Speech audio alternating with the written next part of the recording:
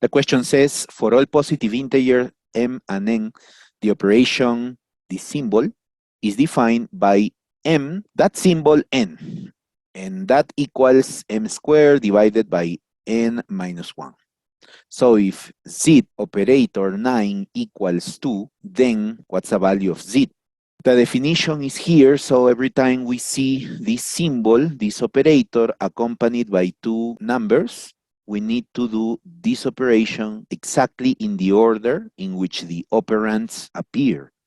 So z operator 9 must be the square of z divided by 9 minus 1, and that equals 2. So from this, we know that the square of z equals 2 times 8, or 16. And since the numbers that can be connected with this operator have to be positive integers, so z must be a positive integer. So if the square of z is 16, the value of z is 4. The answer is option A.